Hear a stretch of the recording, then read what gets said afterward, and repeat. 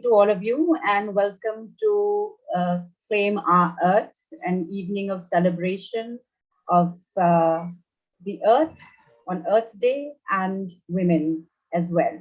And in these tough times when we all are wishing for hope and contemplation at the same time, we are so happy to have all these wonderful women come together and share their poetry and share their song with us so that our tired hearts can find some hope and our, tired brain can find a restful place.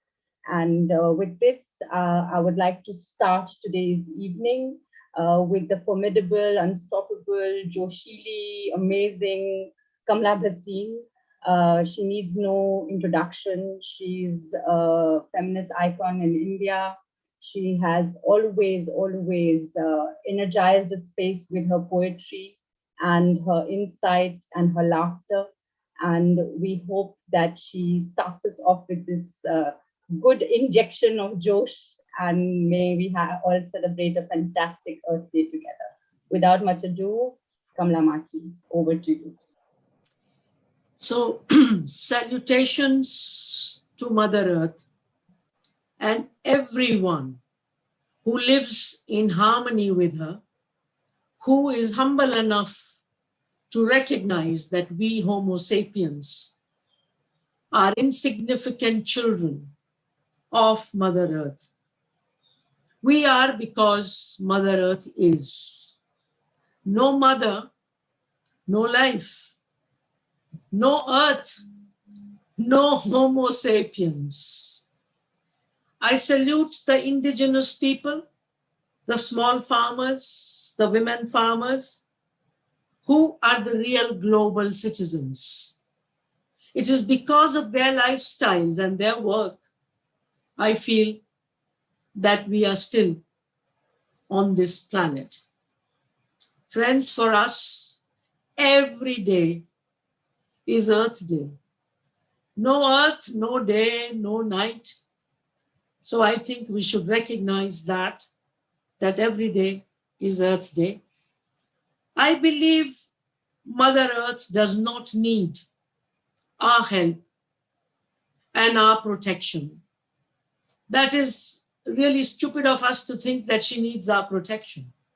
Every time we Homo sapiens have misbehaved, she teaches us a lesson through a tsunami, through a pandemic.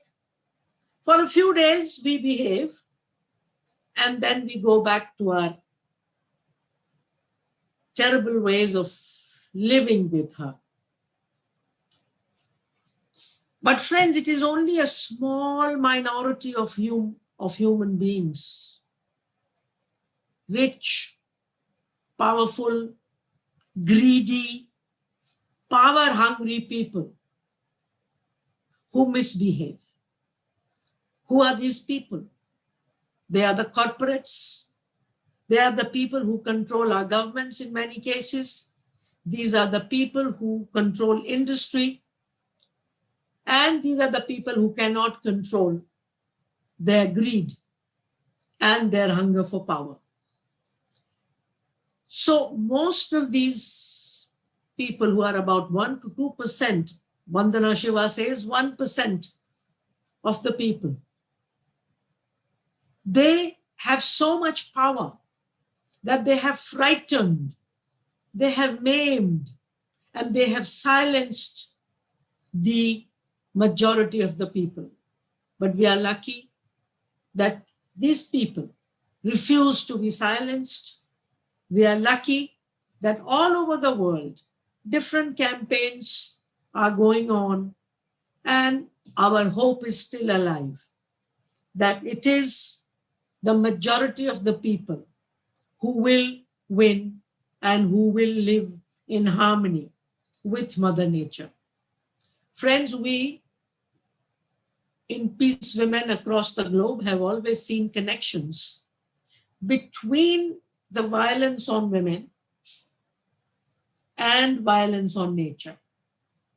We've seen connections between violence on indigenous people, Dalits, small farmers, blacks, and violence on Mother Nature. We have always seen a connection between genocide, which is mass killing of human beings, and between ecocide, terrible destruction of our ecology, of Gaia, of Mother Nature. And we, in different campaigns being done by different organizations, have worked with a lot of networks. And we have these global and national and local grassroots level actions for the revival, restoration, and transformation of our relationships with each other and with Mother Earth.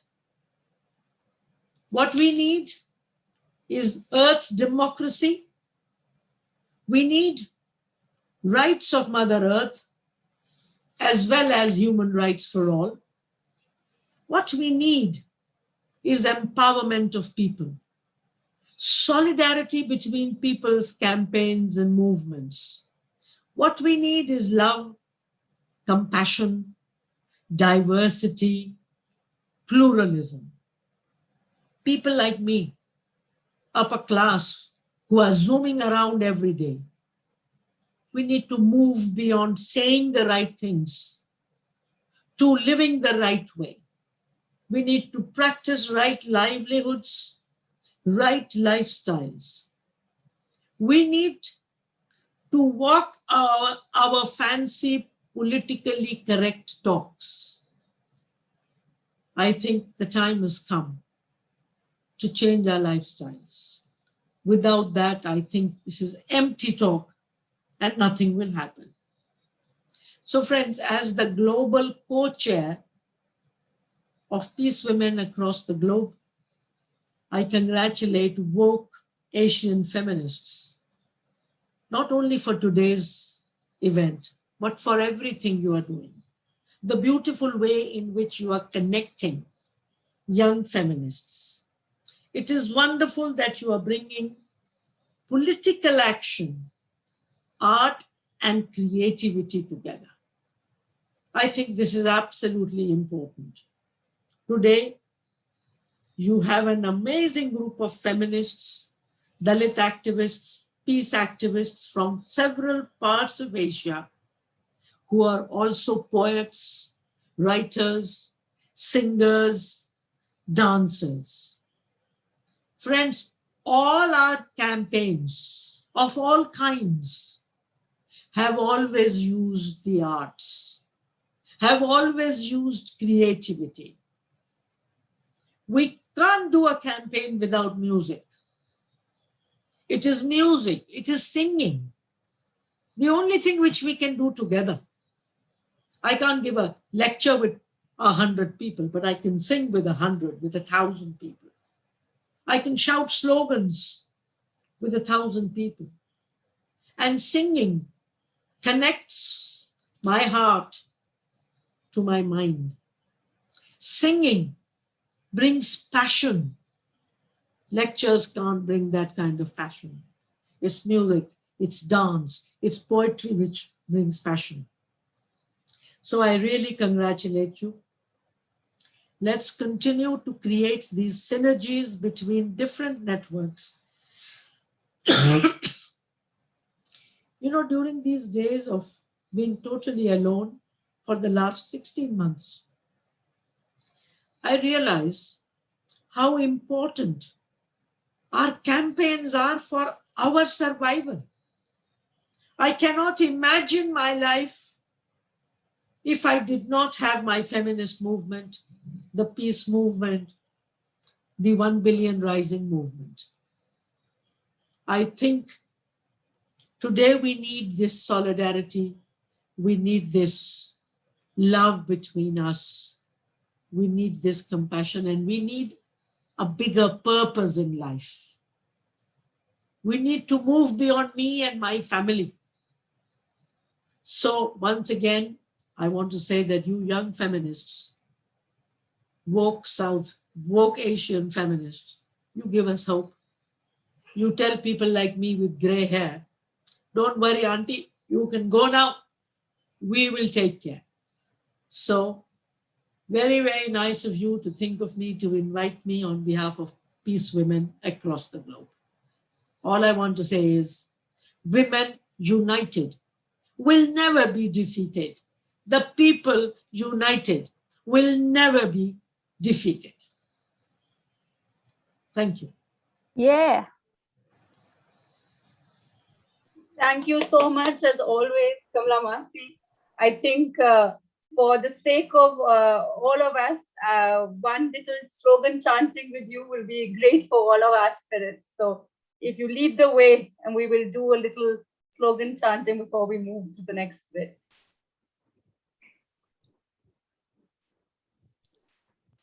Sorry.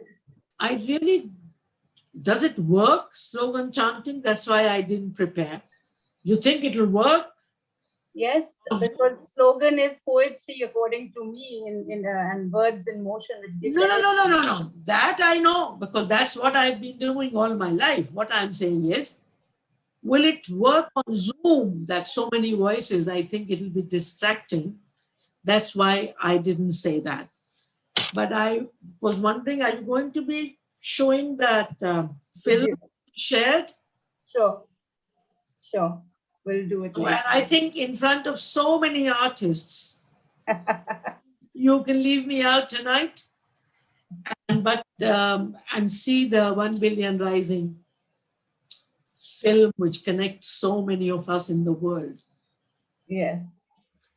And 1 Billion Rising is celebrating rising gardens, connecting us today. Thank you. Woman and a mother. When I wake up every day, I hear cries. They are so loud and clear, but no one seems to care. Do they echo on deep ears? The cries of Mother Nature, Mother Earth. As a person who knows change is possible, I let her cries reverberate again and again. I would like to pledge on behalf of all the risers in Bangladesh that we try to first stop the plunder and looting of our planet, the Earth, that has been taking place for profit, that has been taking place in the name of development, and destroying our Earth completely. Imagine you hear the voice of the earth calling out to us.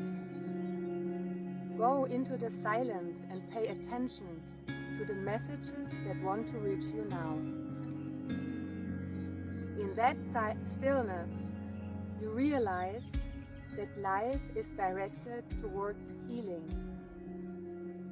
And you feel how powerful your thoughts become when you follow this insight. Como activista desde Guatemala, yo me comprometo a poder cuidar de nuestros bosques, de la naturaleza, para que nuestros hijos y nuestras hijas puedan crecer en un mundo más sano. There is no penalty. Estamos patio por patio, comunidad por comunidad y en los campos agrícolas transformando y sanando nuestra relación con la madre tierra y desmantelando los múltiples sistemas de explotación. Nosotras en Alianza nos comprometemos a reafirmar nuestra lucha con las mujeres del mundo, poniéndonos de pie por la madre tierra. In commemoration of the April 22nd, let us come to the countryside, cultivate the land to stop land monopoly and fight for genuine agrarian movement, rising for Mother Earth. It is very important for all of us that how we can make our soil healthy so that our next generation will not suffer from all these diseases. And looking after all these things, what we did, we distributed some seeds to the women so that they can raise their own gardens, and also planted trees at various places. No mother, no life. No earth, no life. Change our minds. Save our earth. Plant a new life. As we witness every day, women and the land rise with the sunrise to feed the universe. The OBIA campaign has deepened our awareness about our integral relationship to a blade of grass, to the tall trees and beautiful mountains, to flowing rivers and water bodies. We became so keenly aware how that lifeline is being taken over by the farmers, the community growers, and the women all around us in the universe.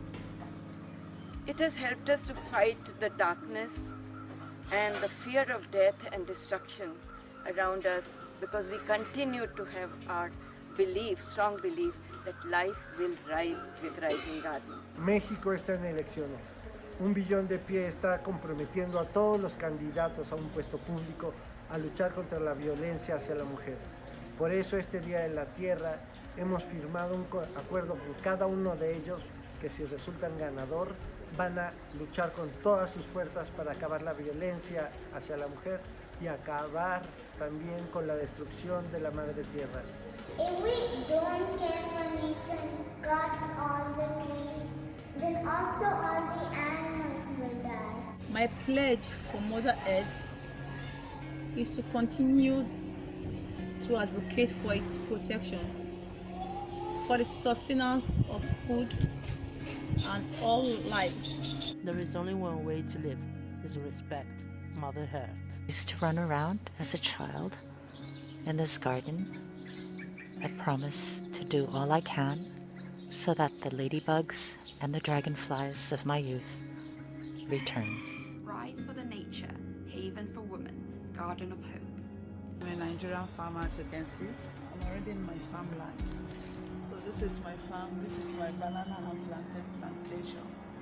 You know, and in commemoration with the World Earth Day, I am pledging to make sure that this earth is habitable for all of us.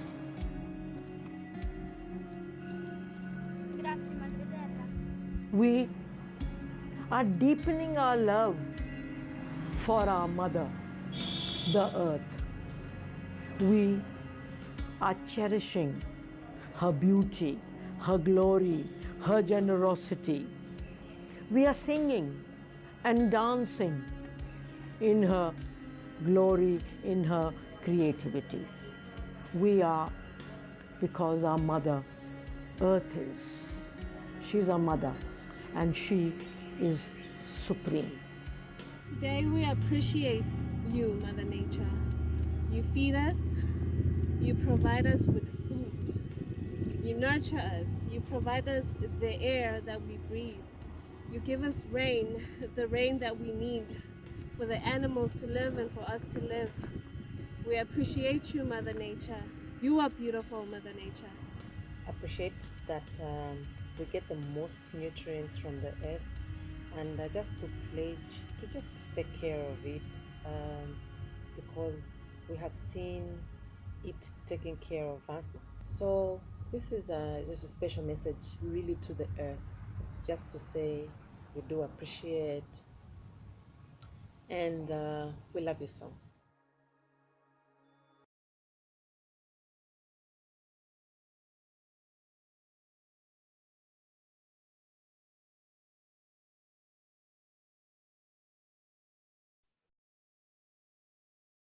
Thank you, Kamila Bhasin, for sharing the Rising Garden campaign. And I hope this inspires many more of the young feminists here today and to join the campaign. It's a wonderful campaign, and I think it's a much needed campaign in the time of pandemic to connect not only with the earth, but with yourself. And so thank you for mobilizing such a wonderful campaign. Before we move on to the next thing, is there anything else you would like to share with us? No? All right. Thank you so much. It's always a pleasure to see your smiling face. It gives us a lot of hope to continue on and to keep going at it with the same gumption and laughter that you do. I would like to now invite my colleague Olin Montero to tell all of you a little bit about the Woke Asia Feminist Network that we've started, and also to give a background on peace women across the globe. So over to you, Olin, now. Okay, thank you, Shreya. Thank you, everybody. Thank you, Kamila, for giving us a very warm opening as always. And we do appreciate that you always supporting us in many of our other endeavors in our work. So yeah, perhaps some of you have been aware of the PWAG network, international network. So the Peace Women Across the Globe started in 2004, where we nominated, so it's a group nomination of 1,000 wonderful women warriors from all over the world. And we tried to nominate it to the Nobel Peace Prize in 2005, but we didn't get the award, obviously. A man gets the award compared to the 1,000 people that should get the award, I think. But yeah, anyway, then we, like some of the coordinators from all over the world, decided to continue our network, and we focus on how we could promote women leaders and feminist leaders from all over the world as a solidarity movement, and how we could engage our solidarity, our knowledge sharing, our exchange, and our campaigns together to continue our work as a feminist in this, as you know, a rather turmoil world with all this social political conflict and everything's going on in all over the world. And we arrived in 2021 now, 1 year after the world lockdown, and we have been faced with so many difficulties, especially for people who had like less privilege than us, who are now sitting and doing our Zoom.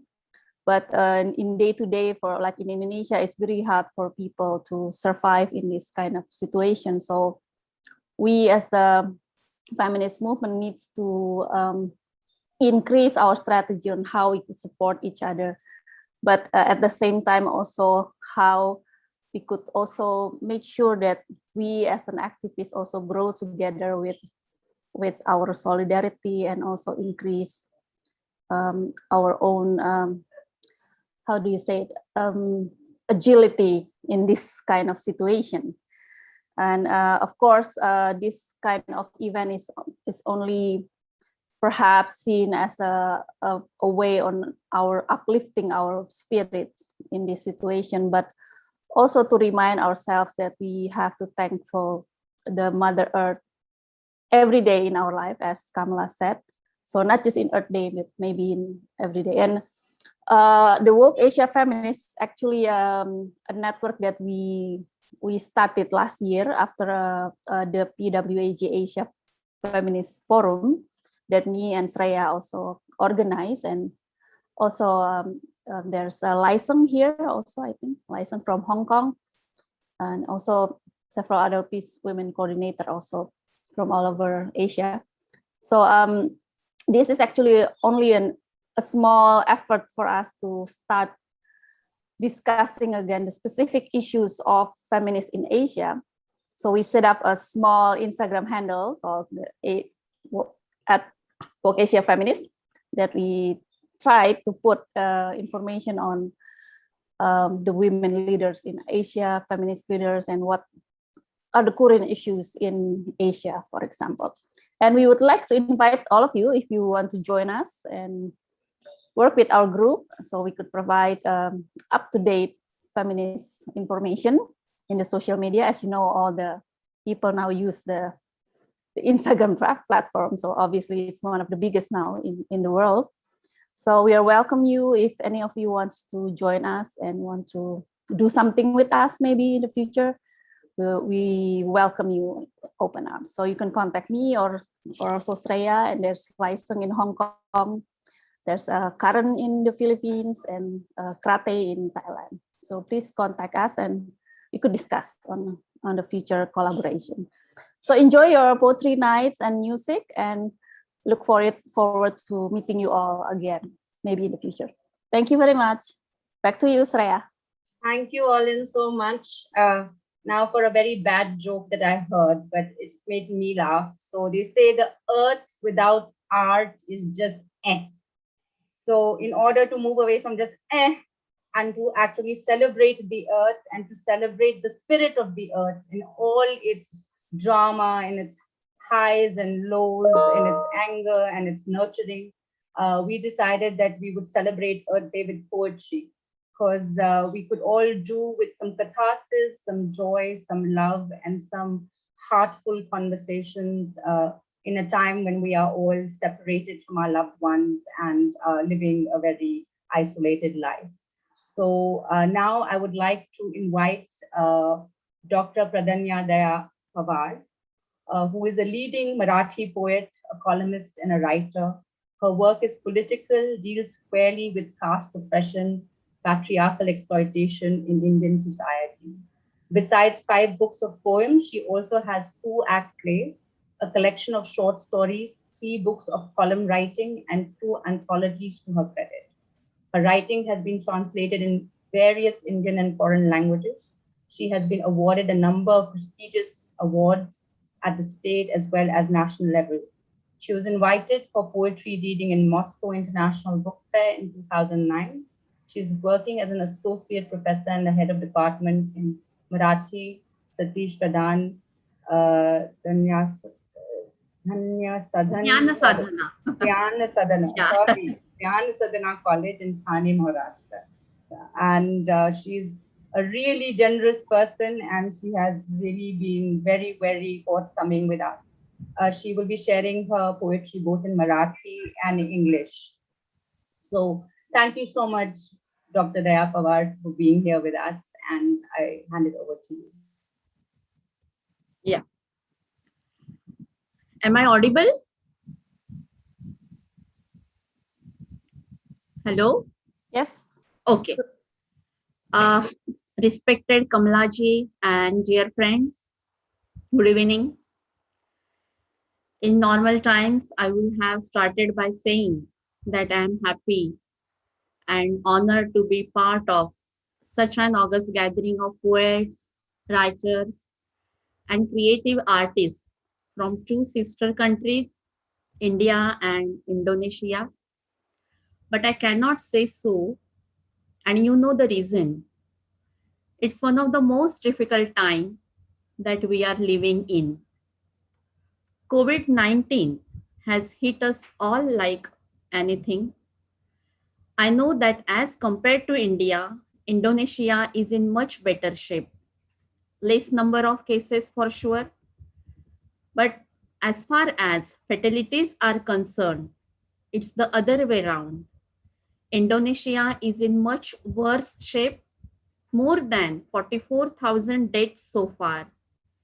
It's a monumental tragedy for all of us, no doubt about it. And still, I would say that more than COVID-19 virus, it is the skewed man-made health system that is primarily failing us.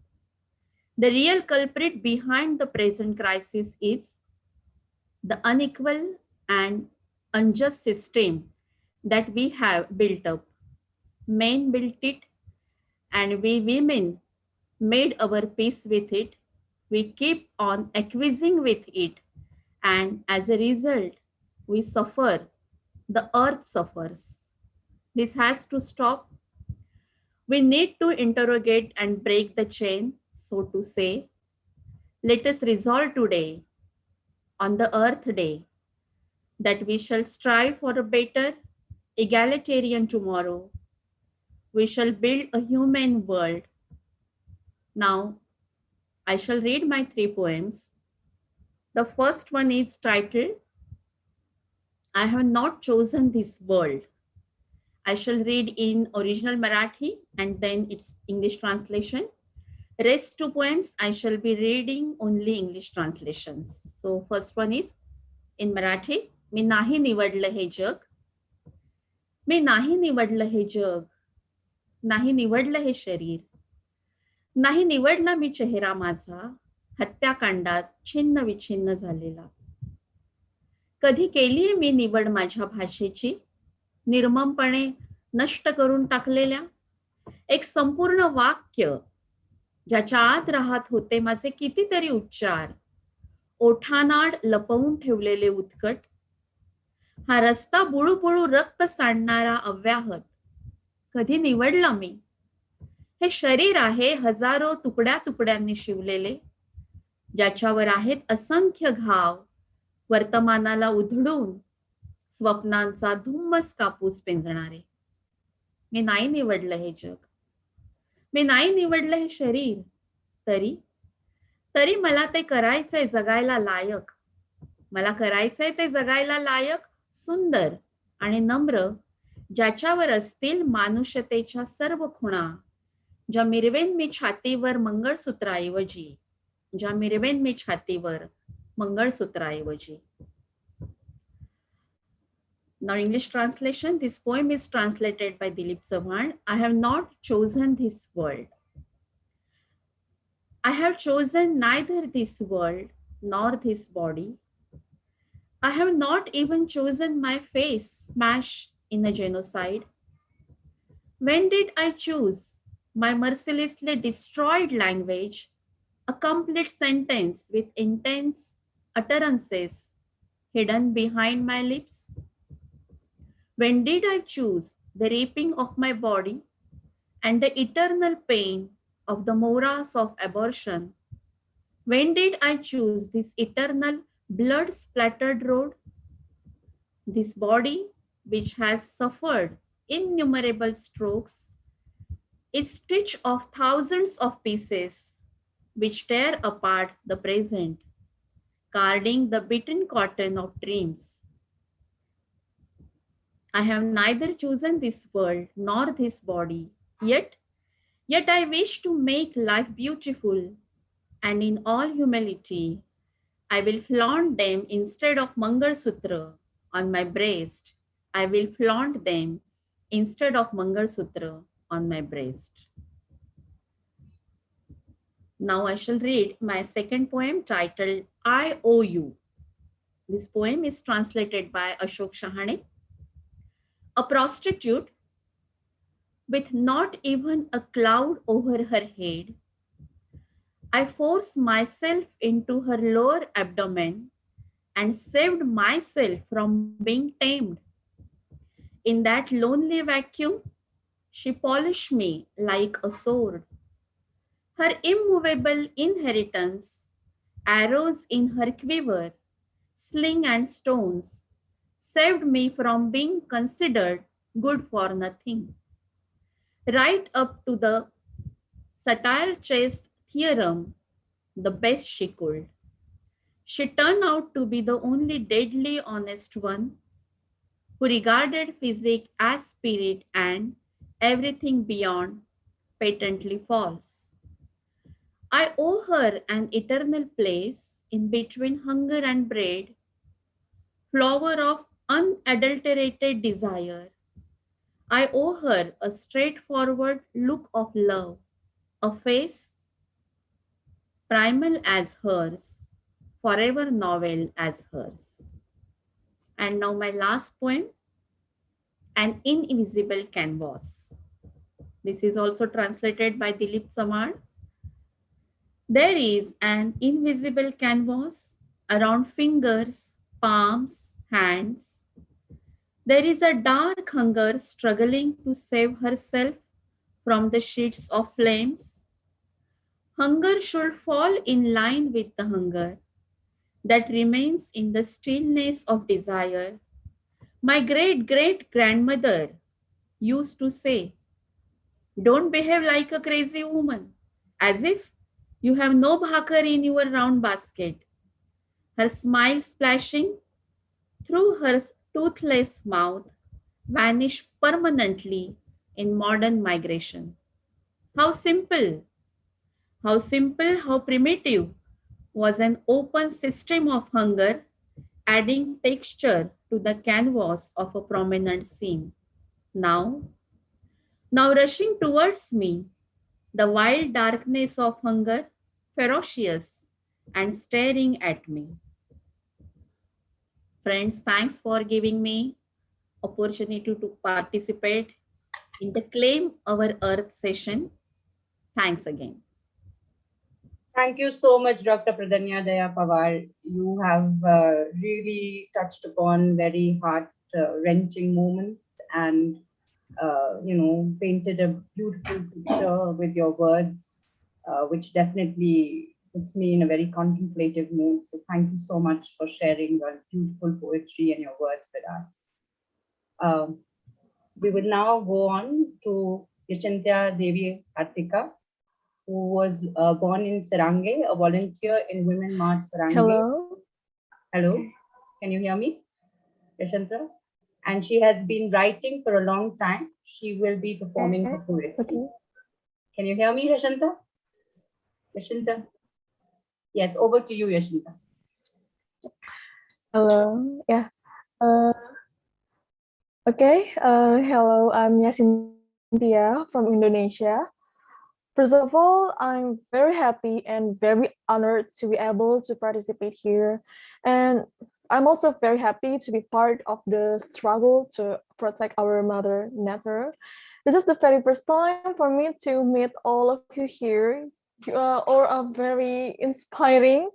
Hopefully, we can continue to work hand in hand together in protecting our earth. Okay, so now I'm about to read my poem. I wrote this in 2015, and this is titled Your Paper Boat.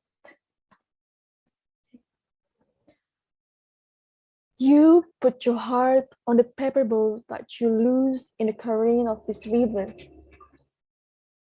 You say the complaints through the faded black ink. You convey all the sorrows through the soft breeze of the wind. You sing all the heartbreaks to the song of Bulu Perindu, even bathed in light in the gap of the mangrove grove. And let me drift them. Let me drift your paper boat. Let me clear your bitterness. I'll lay your boat on the highest hill in the world, so you know it's not the skyscrapers that attract the girl's eye. Thus, the colors of the flower gardens. May your heart warm again, honey. So I paddle your boat continuously through all dimensions. I keep rowing, flow through the seasons, sometimes caught in the winter thick trees, sometimes trapped in a falling snow cave. One time, I landed your boat on a hill. But what appears from there is only smoke from the branches of the trees that had been scorched by the fire. So I moved from there, and curring there won't fulfill my promise to you. Another time, I landed your boat again on a hill. But what appears from there is giant machine passing by with the hum of its sound that makes your ears clenched. So I leave it. Incurring there won't fulfill my promise to you.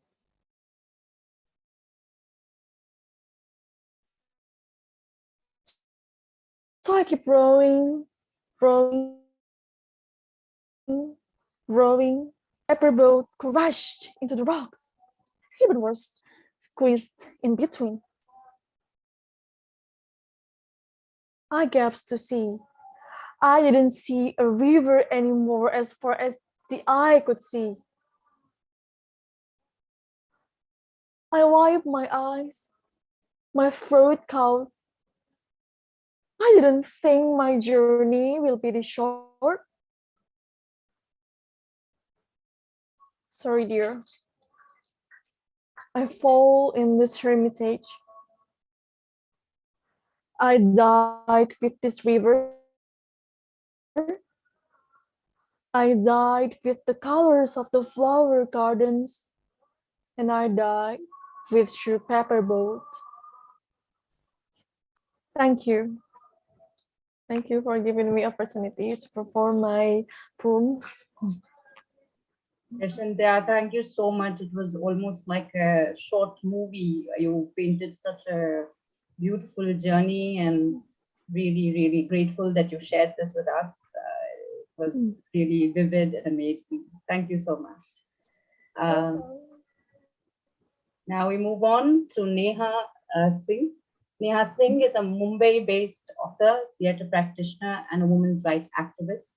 She runs her own theatre company called Rahi Theatres, has published 10 books and 25 stories and poems for children and young adults, and heads a campaign called Why Loiter.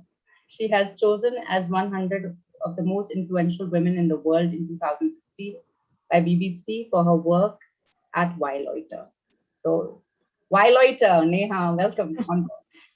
Thank you so much, and I'm really so grateful to you for inviting me here, and I'm so honored to be part of this very, very esteemed team here. So I write in English, and I also write in Hindi, and I try to write more for children because I think that it's so important, that feminists also write for children because, children are at an age when they're, learning all sorts of things about the world.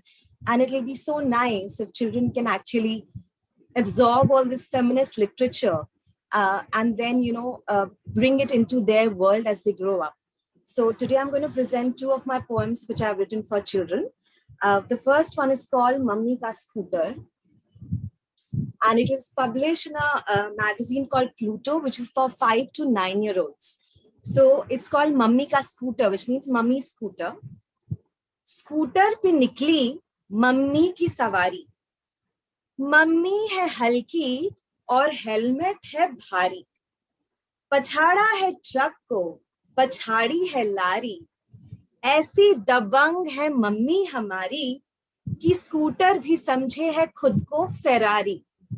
So just to give you a little bit gist in English, it basically are these children talking about their mother who rides a scooter really fast and rash and reckless because she loves being on her scooter on the road, and she leaves behind all the trucks and the lorries, and they love her for her courage, and this is a trait that you associate mostly with men, so they're very proud of their mother, so much so that even the scooter thinks of itself as a Ferrari car and not a scooter. So that's the first poem, which is for 5 to 10-year-olds. And the second poem is called The Girl and the Lizard. And this is what the illustration looks like. There's a girl and there's a lizard. And just to, again, give you a little introduction to the poem, it's about a girl and a lizard who are friends. And for one day, they decide to switch places. So the girl goes in place of the lizard and the lizard comes in place of the girl. And it's their entire experience of what it is to be a lizard and what it is to be a girl. And eventually the realization is that lizards have more freedom than girls in India. So I'll just read out the poem to you. मेरी एक सहेली है, कहने को वो छिपकली है, बड़े दिनों से कह रही थी, यार चल बस एक दिन के लिए जगह बदल लेते हैं, तू बन जा छिपकली और मैं एक लड़की. सो अगले दिन वो मेरे घर और मैं उसकी दीवार पर. कीड़ों के पीछे भागती रही, 1-2 बार पकड़ छूटी और धम से गिरी नीचे. दोपहर को जाके तरीका समझ आया, फिर लंबी सी जीभ घुमा के मैंने कीड़े को धर दबाया, फिर बड़ी देर चूस चूस उसे खाया. दीवार से चिपकी चिपकी लटकी लटकी सारे कोने छान मारे, 2-3 कीड़े और मिले, उन्हें खाए मारे चटकारे. सूरज ढला और शाम हो गई, अंधेरा बढ़ने लगा, डर सा लगने लगा। रात होने वाली थी और मैं अकेली छिपकली। तभी छिपकलियों का एक झुंड वहां आया। चलो सहेली घूम कर आए, वे बोली। इतनी रात को अच्छी लड़कियों, मेरा मतलब है अच्छी छिपकलियों को इतनी रात बाहर नहीं घूमना चाहिए। मैंने उन्हें समझाया, ये इंसानों वाले नियम हमें मत समझाओ, चलना है तो चलो वरना चुपचाप यहीं सो जाओ। लड़की बनकर तो ना सही, चलो छिपकली बनकर ही सही, कम से कम अपना शहर रात में कैसा दिखेगा ये तो देखाऊं। चल पड़ी मैं छिपकलियों के साथ, एक दीवार से दूसरी दीवार, एक घर से दूसरे घर, एक गली से दूसरी गली। घूमती रही, गाती रही, चलती रही, सुस्ताती रही, भूख लगी तो कीड़े खाती रही। तभी एक बड़ा सा पंजा किसी का मेरी पूंछ पर पड़ा। छिपकलियां बोली, भाग भाग। मैं चिल्लाई, कोई बचाओ मुझे, कोई बचाओ मुझे। छिपकलियों की सरदार बोली, बहन तुम ही हो अपनी सुपर हीरो, अपना कमाल दिखाओ। मैंने पूरा जोर लगाया और निकल आई पंजे की कैद से। अगले दिन जब घर पहुंची तो मेरी सहेली छिपकली बोली, तुम्हारे घर पर दिन भर मजा तो बहुत आया, पर जब रात को मेरा मन बाहर जाने का हुआ तो तुम्हारे भाई ने मेरी चोटी पकड़ ली। मैंने चोटी काट कर उसके हाथ में रख दी और भाग गई बाहर। मैंने बहुत गलत किया ना? उसने पूछा। तुमने बिल्कुल सही किया, तुम्हारी दुम का भी कुछ यही हाल हुआ है। So for the English translation, you can just see the message. Thank you so much. Thank you. Thank you so much, Neha. And I guess all of us can relate to the lizard that you're talking about, who wants to go from one ball to the other, but is stuck in a room right now. And also, as feminist women, yes, we all can relate to the little name calling that one has to hear, and the one that we have to stay at home, and all these rules and things. So, and it's lovely that you write these poetry for children. I have a niece and I'm sure she's going to enjoy reading this a lot. So thank you for sharing your feminist flair poetry for children, which is fabulous. Thank you so much, Neha. Thank you. Thank you. We were supposed to have Shinta Febriany do her poetry, but she's unfortunately not feeling too well. And however, her poetry is in the program book, and we encourage everybody to read her poetry there. So we will now, after the racing about in the scooter and jumping about with the lizard, let's go to Gabriela Fernandez, who's a musician and a songwriter and a visual artist from Flores Island family, now residing in Yogyakarta. She started her music career through her first single in 2017. Her music creation talks about self-process, childhood, adulthood, growing up, trying to make peace with herself with visual arts and or painting. She graduated from the psychology department of the Santa Dharma University. So over to you, Gabriela. Take it away with your beautiful voice. Okay. Hello, everyone. Thank you so much for giving me the chance to share my art here. As you already said, I'm from Indonesia. I am from the eastern part of Indonesia, East Nusa Tenggara. And at my hometown there, I was really close with the sea, the ocean. And I wrote a song. It's called Unassailable Beneath the Sky. It's actually my latest single that is just released. And it's actually talking about the journey, whatever journey we are on, whether it's a personal journey through our childhood to the adulthood, or it's our journey to fight about something, to fight about whatever we believe is right and whatever we believe should be done in this world. And oftentimes we think that our journey might have no end. We often ask ourselves, when will this be done? When will I arrive at what I call home? But through this song, I want to share that actually the journey is already our home. It's not about the destination. It's all about the journey. Let's just do what we can, whatever we can, and let the universe do the rest. So I'm a little bit nervous here, but I'm just gonna try to pour my heart into this song. It's called On a Sailboat Beneath the Sky. I hope you enjoy this.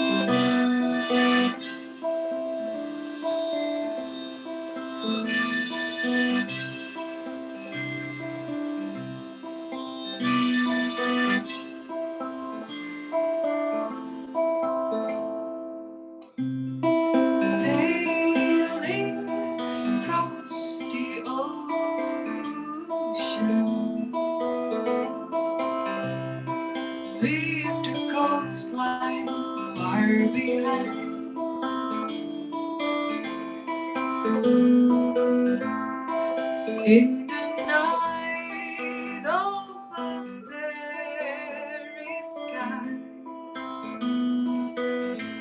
we put up our dreams as the moon gets high, and far we go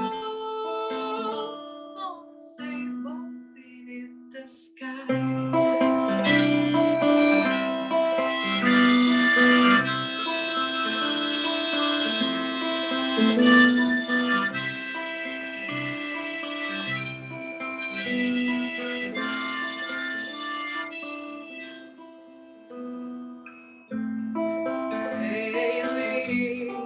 Across the ocean, a taste of fear, a glimpse of doubt.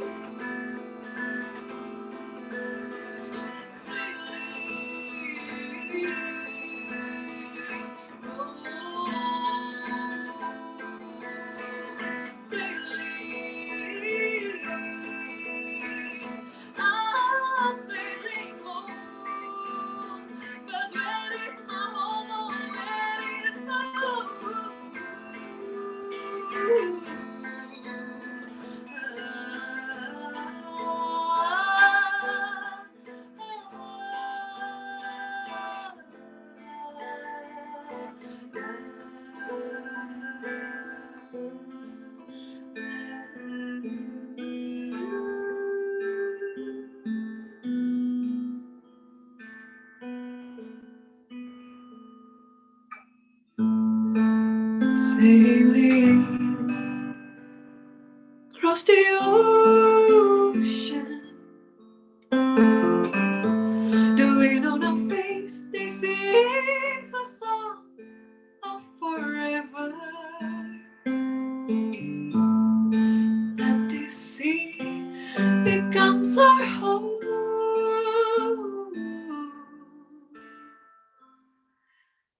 'Cause there is no home but the journey is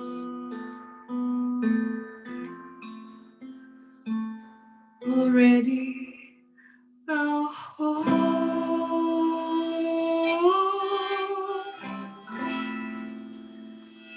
Journey is already a home.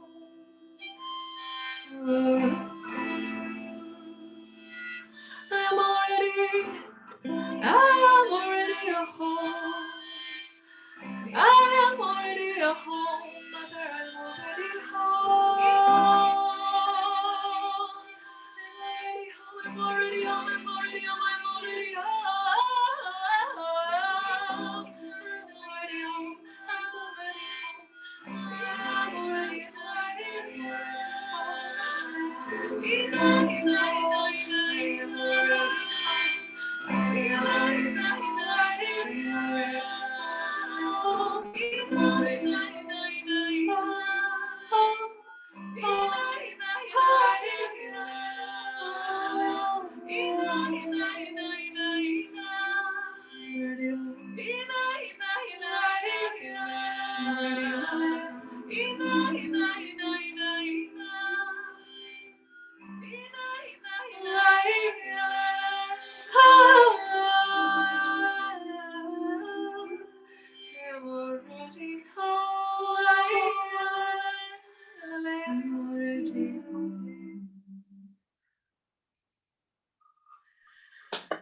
Honestly, I put winning the sky.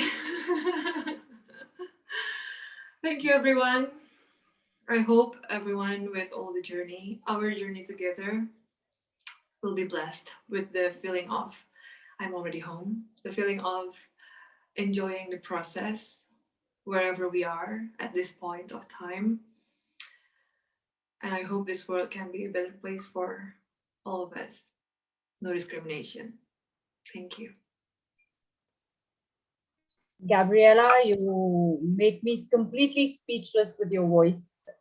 I have been stuck in Delhi for so long and I was missing the ocean, and your voice took me right to the ocean and I felt my soul feel so calm. So thank you so much for sharing the beautiful voice and your beautiful words with us. Thank you so much. And I also want to thank you so much for all of you. I'm also speechless. Thank you. Thank you. I feel almost in a trance, so I think I'll give everybody a minute to come back to planet Earth as you transported us to another place. And then we'll go on to our next poet. Meanwhile, you guys can write how you're feeling to Gabriella on the chat box.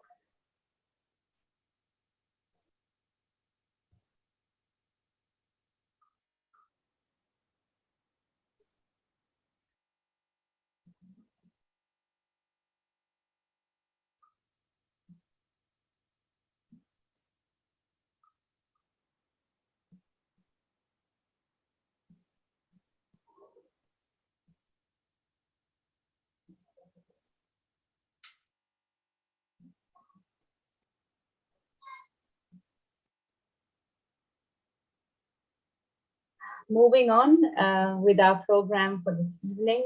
Now I would like to invite a dear friend and a poet, Ankita Anand, to share her poetry with us. Ankita Anand is a journalist, writer, poet based in Delhi, writing in Hindi and English. She has been awarded the European Commission's Lorenzo Natali Media Prize, Statements Award for Rural Reporting, and Web Wonder Woman Award from the Ministry of Women and Child Development. Orange Flower Award for Creative Writing, Sampad South Asia Arts Prize, Singapore Poetry Prize, Digital Empowerment Foundation and Social Media for Empowering Awards, and Rex UN Karamveer Puraskar. So her list of awards obviously long, and more than anything else, more than her list of awards, her words are equally touching the soul. So thank you so much, Gabriela. Moving on to Ankita Anand.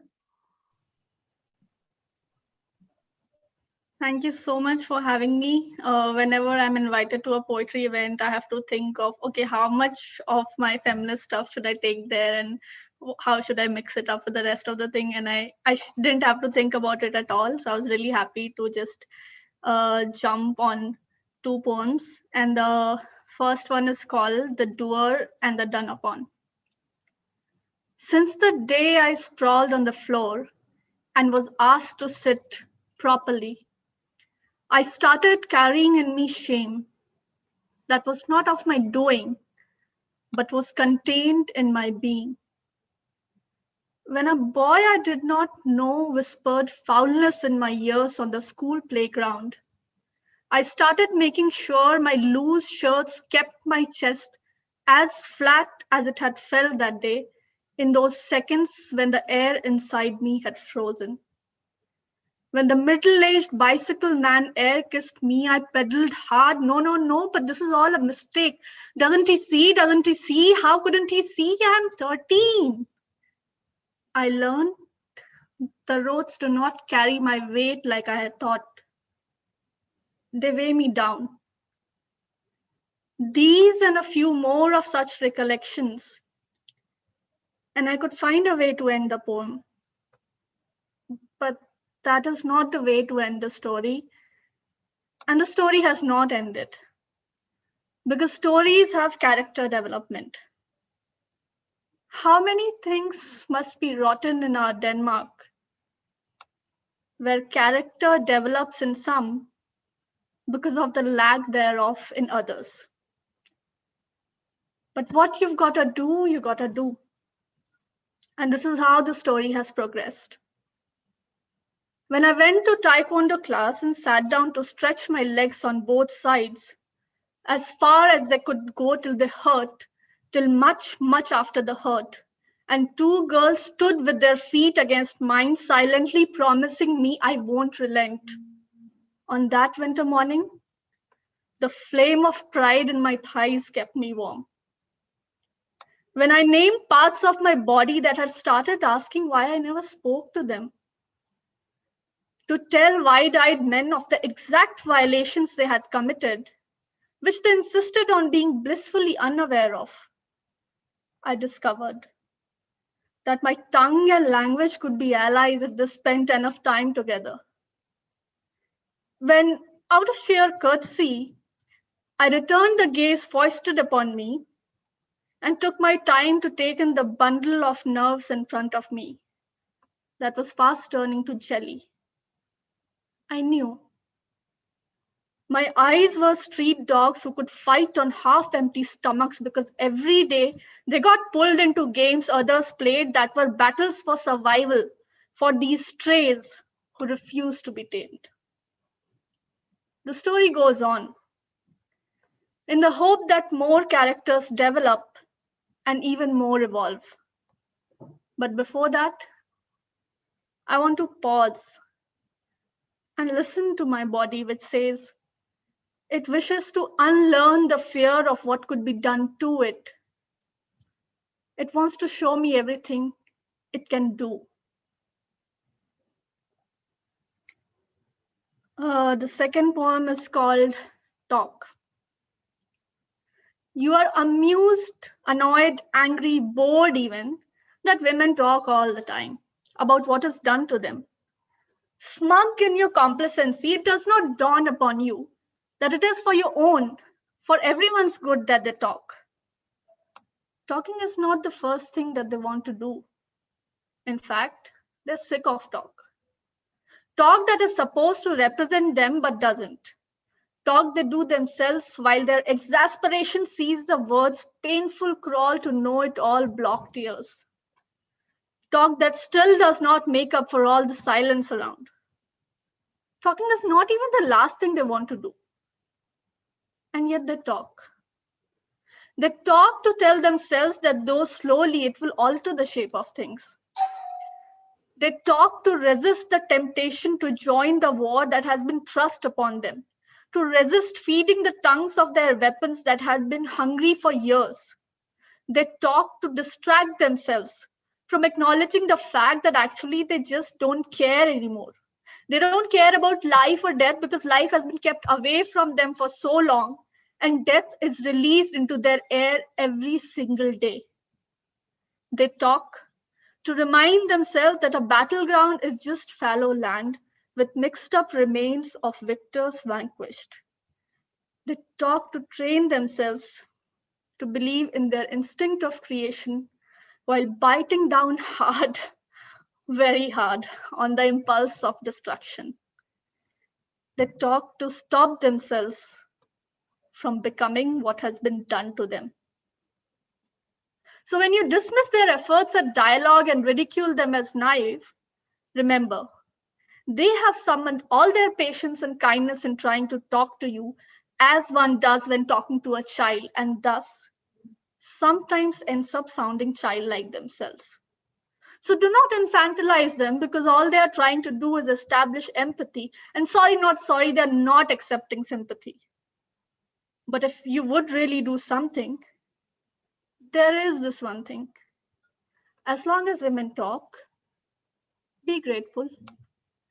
The day they stop, you should worry. Thank you. Thank you so much, Ankita. As always, the poetry hits right home. It is the experience of so many of us, and you put it in words, and it's like a release. It's like a catharsis. It's like a collective. Yes. So thank you so much for sharing your wonderful poetry with us and for giving voice to everyday rubbish that we have to keep to ourselves most of the day. So we're really, really happy to have you here. Thank you. I move on to our next performer, Putri Minangsari, is a dancer actively teaching Legong Balinese classical dance in 4 dance studios in Jakarta. She has been dancing since she's been a child. Because of her dance experience, she has been invited in many cultural missions of Indonesia and invited in various art festivals. She is also a writer, interpreter, translator, freelance copywriter. Since 2015, with several of her spoken word poet friends, founded Unmasked Poetry Open Mic Community, a performing poetry facilitator team, or the first spoken word open mic performance community in Indonesia. And, we wish that we had the ability to also see Putri's dance, but today we will enjoy her poetry. Thank you so much for joining us, Putri. Over to you now. Thank you, Siraji. Hi, everyone, friends in Indonesia and in India. My name is Nikatut Putri Minangsari. Nikatut means I'm number 4 in my family. I'm child number 4. I am a traditional Balinese dancer and dance teacher before everything else. Wishing everyone here a happy Earth Day. As Balinese, we are very naturalistic, and to the point that those who don't understand will think that we worship trees and rivers and caves, when actually those rituals are gestures to thank those great aspects of nature for the splendor and benefit and beauty that they bring into our lives. So on this Earth Day, I thought about what poem to read, and I want to read a poem I wrote by a beach sometime in 2018. I was on my home island. It's about love, but also about nature, and it's about hopes and dreams. This is Island Dreamers.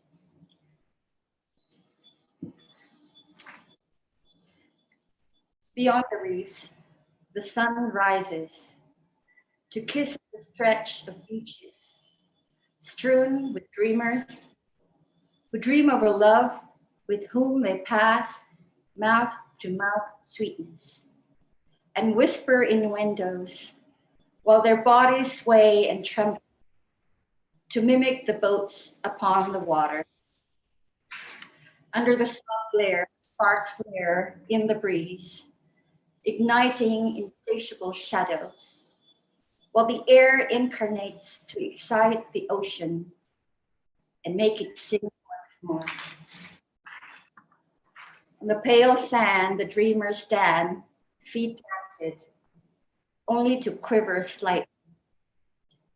Over the memory of how the waves at dawn spill watercolor rhapsody in gushes of sultry whiteness, fertile trickles that reek of reckless abandon. They rub sleep from their eyes, their faces a flushed countenance, as the sunlight leads a dance that wafts amidst familiar fragrance of a moistness, an ache to touch and be touched. Starfish surface from beneath the shoreline to bask in the brand new day, but promises are pretty, but fragile as wings, and prayers are awash, their shades of truth cascading, breathless in a sensuous splash. Thank you. Thank you so much. Thank you, Putri, so much. I mean, I think one thing that I certainly am missing during COVID time is romance and nature. And thank you for making me remember how wonderful both romance and nature are. And they speak the same language, which You're is very harmony.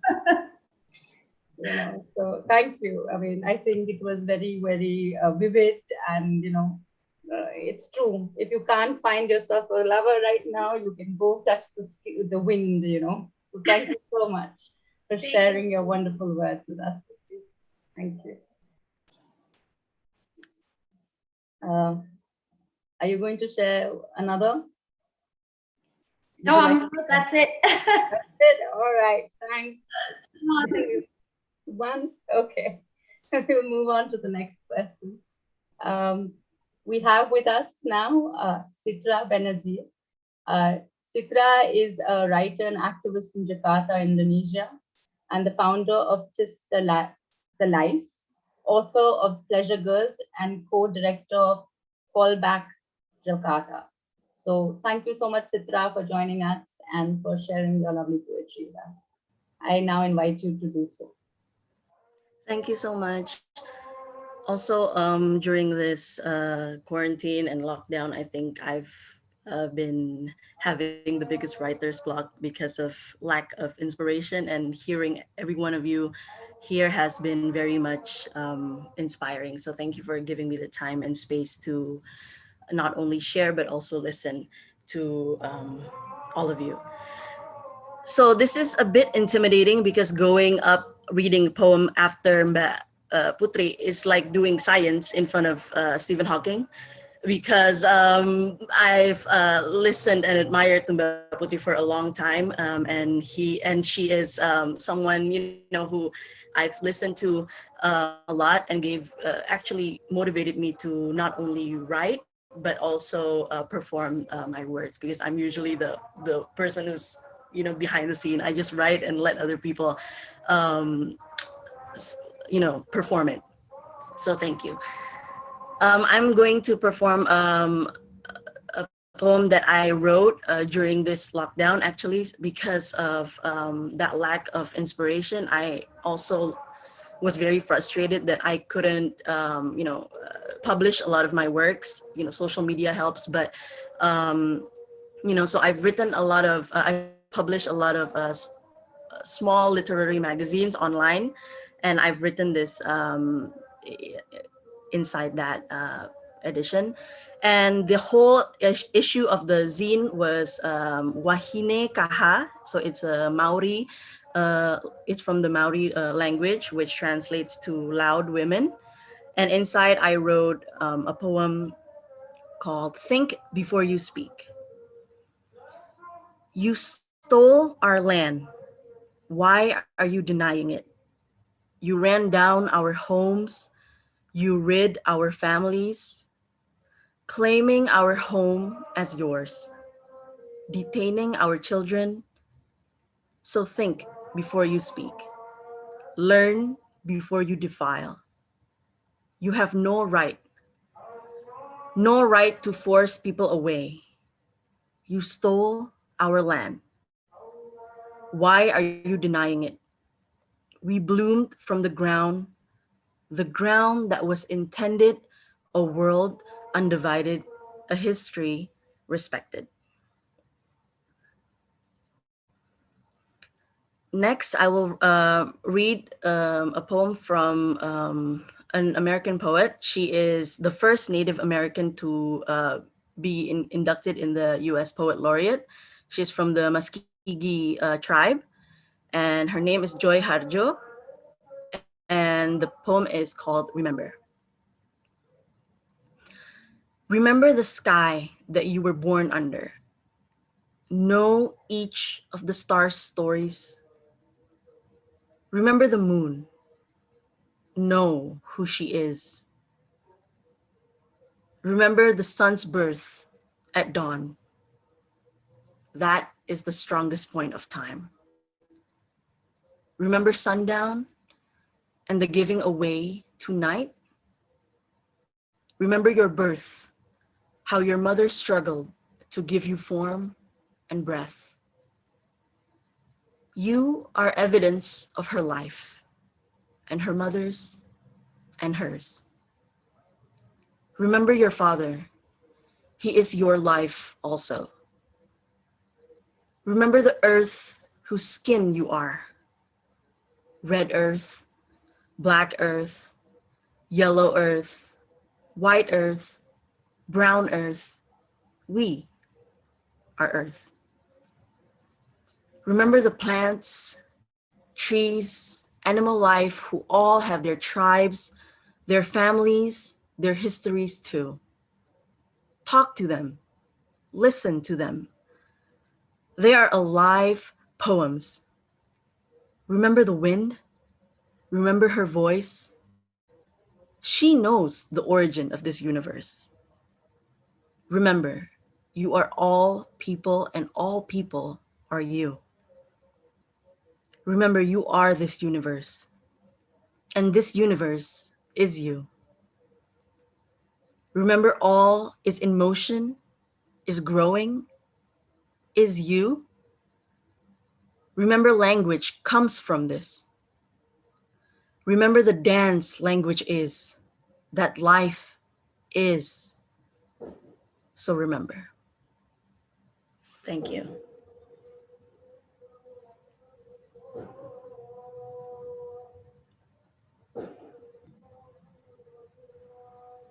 Thank you, Citra. For some reason, you're frozen on my screen, so can't see your face. But thank you so much for sharing your lovely voice, which I already complimented you about, and your lovely poetry. And thanks for reminding us on this Earth Day the importance of remembering our interconnectivity and our interbeing, and to really, really dig deep and rest there. So thank you so much, Citra, for your very, very, very amazing poetry. I would like to now go to Shruti. Shruti has been the curator of this event, and who has been the force behind trying to get the Indian artists together, along with Olin, who has worked very hard to get the Indonesian artists together. And this wonderful collaboration between Olin and Shruti, I've become quite redundant because, they do such a fantastic job. So over to you, Shruti. I look forward to hearing your poetry. Oh, you've heard, so I'll just get to it. This is called How Dare I? It's really a response to the environment that I am in India and hope you guys enjoy it. How dare I dream? How dare I take another step? How dare I rise? These are the questions my conscience asks my pride. How dare I dare to give? How dare I sleep peacefully? How dare I love everyone? Stick to your tribe, my conscience speaks. Do you not know that we do not speak? I ask my conscience hesitantly, who are you? She says, I'm all around you. I ask again, who are you? He says, I am your newspaper headlines. I am read. I ask again, what more are you? This time they say, we are everything that surrounds you. We are your language, we are your wares, we are your food, we are your sweets, we are your naan-khatais, we are your parliament, we are your laws, and we are your grenades, and we are your bombs. But most of all, we are silent. We never. We use you because you are weak. And then, for the first time, I look them in the eye and I speak. I say, you are weak. You are not my language, and you are definitely not my prayers. You are a parasite on my tongue. You are not my newspaper headlines. I do not believe everything I read. I dig deep and seek the truth. You are not our food, and you are not our sweets, and you are not our naan-khatais. You are the bitterness that lingers after our tongue dries. You may be the parliament, but some of us here, we have survived. You may be the laws and the grenades and the bombs, but you cannot tame my spirit. You cannot bomb my speech. You cannot cage my dreams through your national tears that you do not really weep. Do you not know the power of a crowd that stands in silence on their feet? Your politics of colors and your coerced, unpolished speech will not sway this crowd. We have all read your deleted tweets. We will rise above your sneaky deeds and question everything we see, everything we read, and everything you speak. You may be the streets and the bridges that creak. You may be the builder and the bulldozer too, but you will not buy our souls, for we are no more fools. You will not dictate what we can eat, and how sassy should be our strides. You will not dictate what we should wear and what we should cover and what we should hide. We see through your rallies and your business alleys. You will not use me, and I will lie and give you my vote because you know how to cry. For you, I may be just a vote, but to me, I am a vote, and my vote counts. And no matter what you say, I will dream. I will, I will rise, I will give and sleep peacefully, and I will love anything and anyone I feel. And most of all, I will speak. Yes, I am a wild woman. Calling me names and advertising I am weak, you will not shut me up. I will speak and be heard and be free. You will not drown my voice with your propaganda Friday release, where you shout out lies, hoping to whisk away voters off their feet. You see, we are not just mere votes, we live and breathe. Unlike the Statue of Unity that you made empty stomachs breathe, one tribe, we will all rise and dare to dream. Thank you, everyone. Thank you, Shruti. As always, I think you have put our frustration into a beat, into a rhythm, into words which go together. And I'm just so happy that you said it, because God knows we all want to go out in our rooftops and shout this out as global politics continues to be polarizing and violent, even though we are going through such a strong humanitarian crisis, and the gap between the haves and haves not are just increasing, and all politicians and governments seem to be doing is playing dirty politics. So thank you so much for giving us that release to stick it up to the big man, wherever the big men are, and for sharing. There's a big man everywhere. Yeah, there's a big man everywhere. So thank you so much for sticking up to it. I would like to now invite Khairani Barokka, the powerhouse Minang Javanese writer and artist from Jakarta, whose work has been presented widely internationally. Her work centers disability justice and anti-colonial praxis. She is currently a research fellow at UAL Decolonizing Art Institute and associate artist at the National Center for Writing in United Kingdoms. Amongst her honor, she has been Modern Poetry in Translation inaugural poet in residence, UNFPA Indonesia Young Leader, Driving Social Change, an art forum, must see, and an NYU Tisch Department Fellow. Her books are Rope, 9 Arcs, an indigenous species title Axis, and she's a co-editor of Stairs and Whispers, Deaf and Disabled Poets Write Back, 9 Arcs. And she has just published poetry collection Ultimatum, Orangutan, 9 Arcs, and recent commissions include the ICA South Bank Center and the Welcome Collection. So without much ado, we have the powerhouse, Khairani Barokka. Thank you so much. Terima kasih banyak semuanya. Thank you so much to the organizers. And I'm in London right now, and I cannot tell you how homesick I am and how much I love being in a room with these incredible artists. And I thank everyone for their performances. Tante Melanie, Mas Eka, Tante Debra, it's so nice to have you here. But Olin, thank you so much. So I'm going to be reading from my new book, Ultimatum Orangutan, or Ultimatum Orangutan. It's a bilingual title. And on the cover, I put a photograph of my mother's ancestral home in Tanah Datar, West Sumatra. So this is like a picture of my hand against a bulldozer, like, and it has her parts of her wedding tunic in the background as well that symbolize different things in our Minang culture. So I wrote in the very beginning of the book, I wrote, dalam bahasa Indonesia, ultimatum orangutan berarti ultimatum yang dimiliki orangutan. Dalam bahasa Inggris, judul ini mendeskripsikan seekor orangutan yang didefinisikan oleh ultimatumnya. Judul ini dalam kedua bahasa. Ultimatum orangutan means, in Indonesian, orangutans, ultimatums. In English, it's a way to describe an orangutan defined by its ultimatums. The title is in both languages. Orangutan in Indonesian means person or people of the forest. So when we say the word orangutan, we're also respecting orangutan as a species equal to humans, and we also respect indigenous peoples. So I'm going to read 5 poems from it. The first is entitled, In Which I Hypnotize a Tiger. Not made for Blake quotes and Tinder profiles. Not squandered for bullets slung as attempts at gumption. Not slit with knives on colonists' orders, then strung up.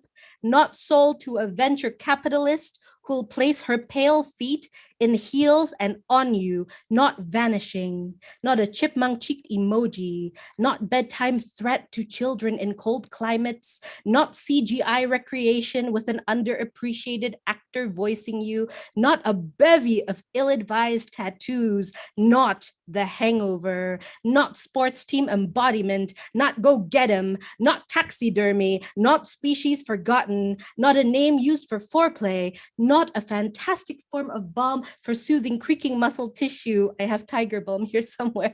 Not a totem for my calming alone, not tired and misunderstood and hiding and rotting and gone. Scream without shame or fear of banishment. This is no forest of wounding, tribulation, dust of your bone. Lick your paws. Open your eyes.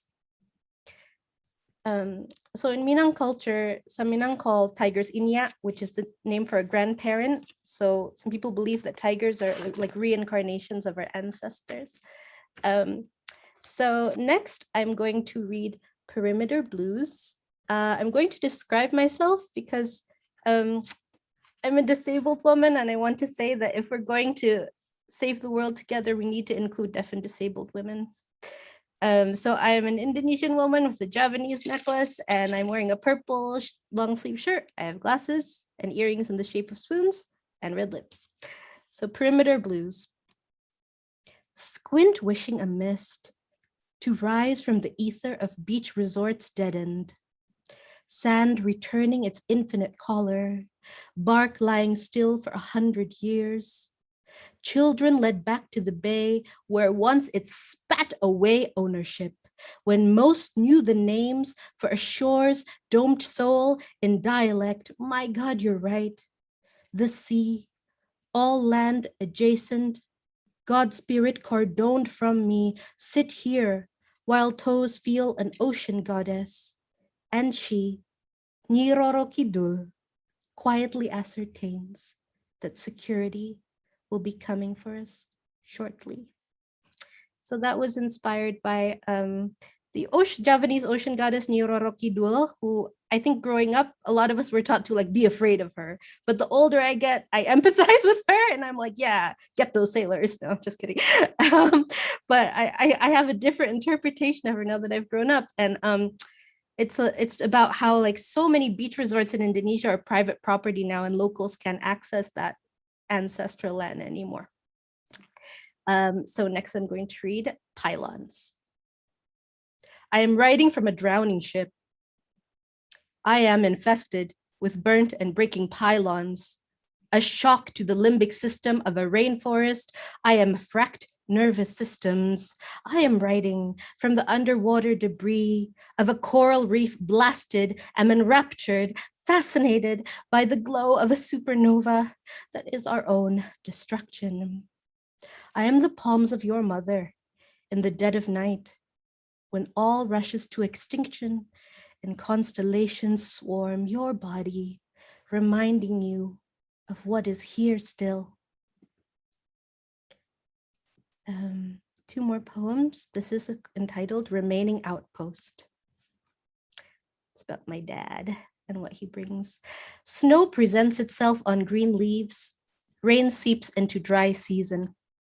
More time left for protection of species and language. My father cracks us open a rainforest plant he's forgotten the name of, brought home to city. Inside, two translucent alien orbs, large with seed, sweet and off-white as kalengkeng, longer and more oval, orange, sappy, with tang, another fruit. Liwat, yet untranslated into English, unextracted from en masse to shelf groceries. Sliver of its bright saliva spun out. The hooting relief of these mysteries entering our consciousness, well plain as the sun for people freed from our kind of terrible, jealous and guzzling, miserly, prickly with sodium lauryl sulfate and parabens, awash in a drowning, online sales for clothing, a spike of adrenaline, the woods as a set of conquerable names. So one thing that makes me really happy is how not every Indonesian fruit has been translated into English, because that means it's less likely to be colonized and extracted from. I like things that aren't translated yet. And this is the last one, Epitaph. The Great Barrier Reef comes knelling to the reaper, and now Antarctica, everything's a crumble.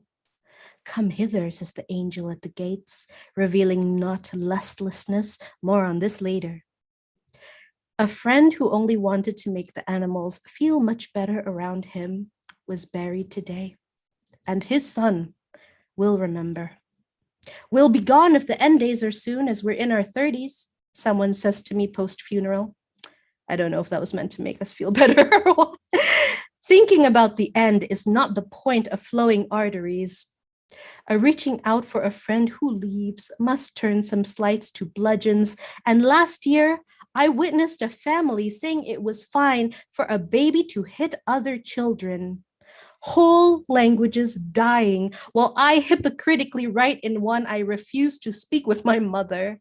Come hither, says the angel at the gates.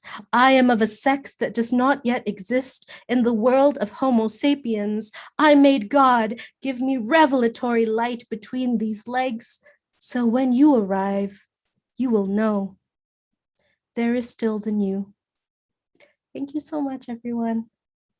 Thank you so much, Khairani. Thank you so much, because one thing that your poetry is like, I mean, keeps me speechless, but what it really did for me is it is so humorous in the way that nature claims and gives it to colonialism, right? The fruits that can't be named, nature in our own areas, which can't be claimed, our earth, which we can claim, but not in a colonized manner. So, you know, your poetry really got that out to me, because I was like listening to somebody's folk tale, or like a really good storyteller telling you about a different land, and, you know, sharing your picturesque, you know, especially your sense of humor. I would just say it's mind blowing, and your sense of humor, which really has this nice, you know, reflective irony to it.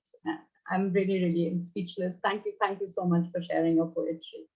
And I hope we find on this Earth Day many ways to claim our Earth, including our languages, and including this, you know, way to live, which is not just determined by a corporate, globalized world where we're just having to be, you know, one after the other look like clones. So thank you so much. And to all the poets who have shared their wonderful words with us, thank you. They always say that well-behaved women never made history, and I'm so happy to be with so many wild and not so well-behaved women today. I would like to now invite Deborah Yakin for the closing remarks for the evening. And please don't go away, because after Deborah speaks, we will have the wonderful Gabriela again. Deborah, silakan. Thank you all for this wonderful, wonderful evening, an evening of words. I will close with more words, this time from a wonderful feminist, a wonderful poet, a wonderful scholar. Her name is Tuti Herati.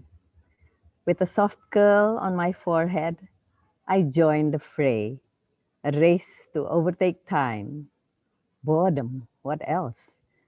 But a throw of the dice against illusion, one thread in the storm, a vital force among humankind.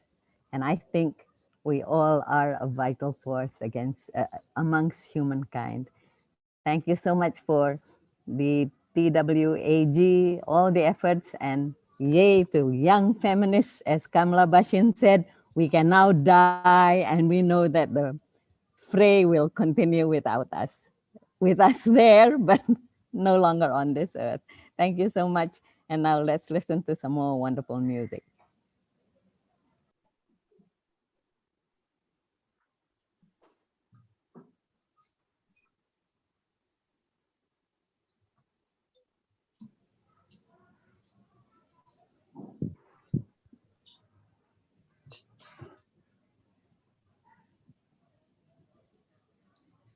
Shreya,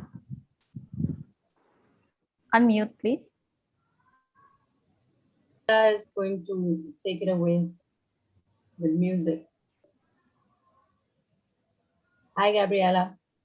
Thank you, Hello. Dr. Deborah. And I hand it over to you, Gabriela, to start the music. And I'm also going to share a link which has got a whiteboard. And so as you listen to the music and you want to share some things, maybe we can create art together while doing that. So I give it up to you, Gabriela. Okay, thank you, Jenny. And I want to say thank you, everyone, for this amazing night.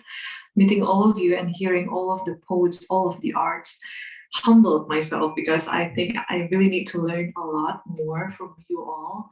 And I think I already did by listening to you all and appreciating it. And I want to sing one song. I'm sure you all know this song. So yeah, I hope this can be a nice closure for this amazing night. It's called Imagine, for all the peace that we are dreaming for this world.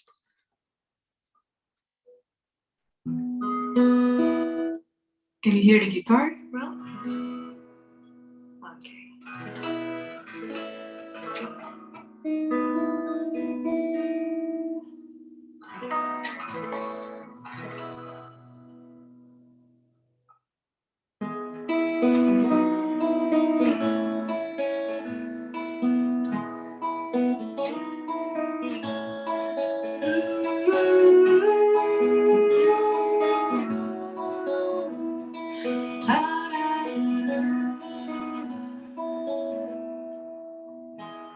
Imagine there's no heaven. It's easy if you try. No hell below us, and above us only sky. Imagine all the people living for today.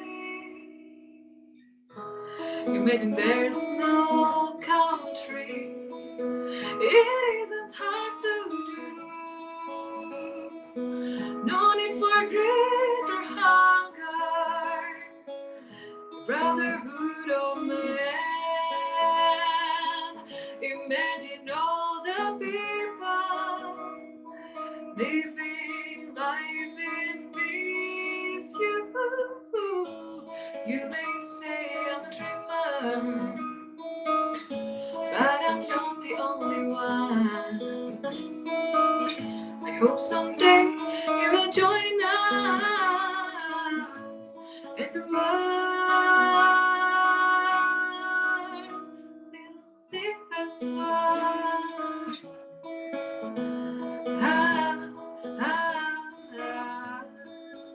We live as one.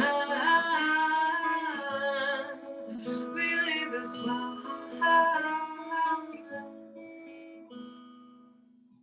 Imagine no possession. It isn't hard to do. No need for greed or hunger, brotherhood of man. Imagine all the people living life in peace. You may say, well, I'm a dreamer, but I'm not the only one. I hope someday you will join us and the world, and the world, and the world. Oh, I hope the world, we all hope the world will live as one. Yeah. Oh, we live as one. Oh, we live as one. We live as one. We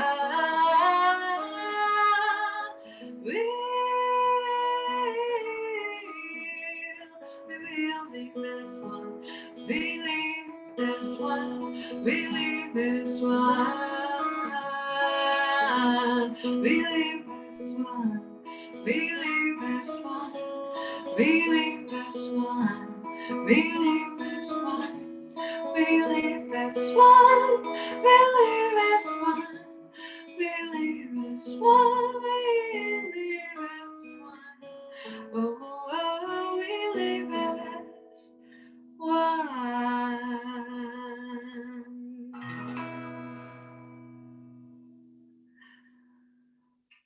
Thank you so much, everyone. Thank you so much, Gabriela, once again. Thank you so much, Jenny. And with this, we come to the end of this evening, and I am so grateful to each and every performer out here who came and shared their wonderful word, their voice with us.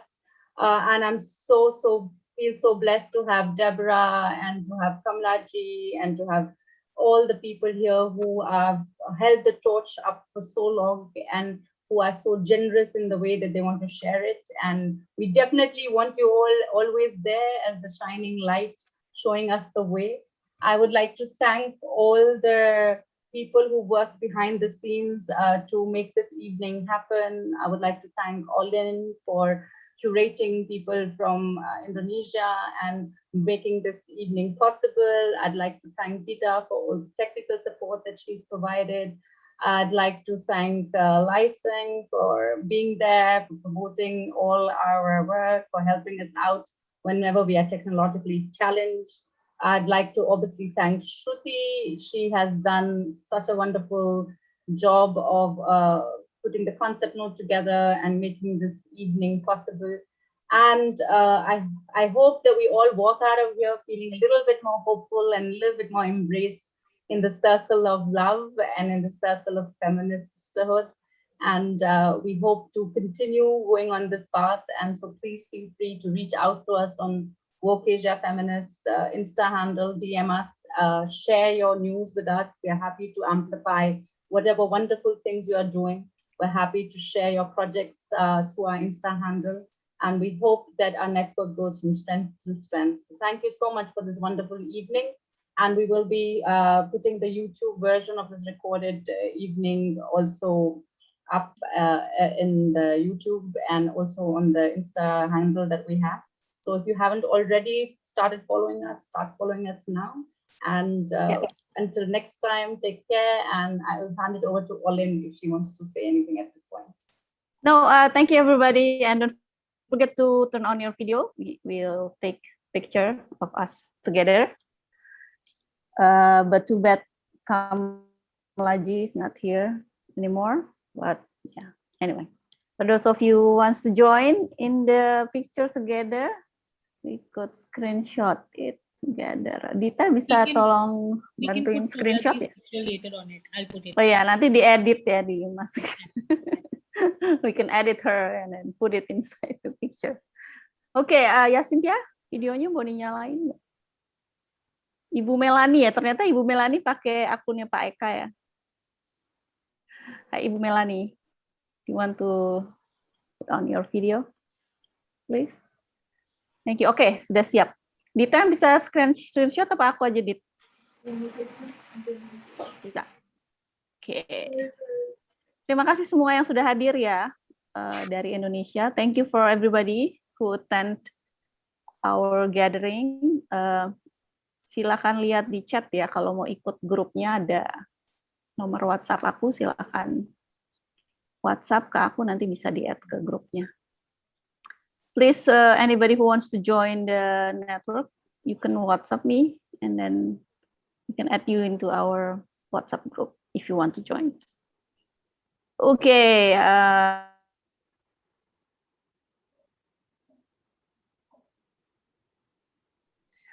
Sudah, Dita? Okay. Okay. Yeah. Okay then. Thank you everybody, and hope to see you again in our next event for the Woke Asia Feminist. And please stay tuned in our Instagram for our next event. Thank you all. Makasih Oka. Terima kasih. Makasih semuanya. Terima kasih Ankita, thank you. Kakak-kakak semua. Neha and Dr. Pradnya, if you're still here, thank you. Mbak Debra, thank you ya. Thank you. Thank you, Thank you, Citra. Thank you so much. Thank you, Dita. Thank you, Dita, our Zoom host also. And Gabi, thanks ya Gabi. Thank you, Kak. Semoga sukses ya video barunya, video musik barunya. Amin. Semoga senang dengannya. Thank you banyak. Terima kasih semuanya.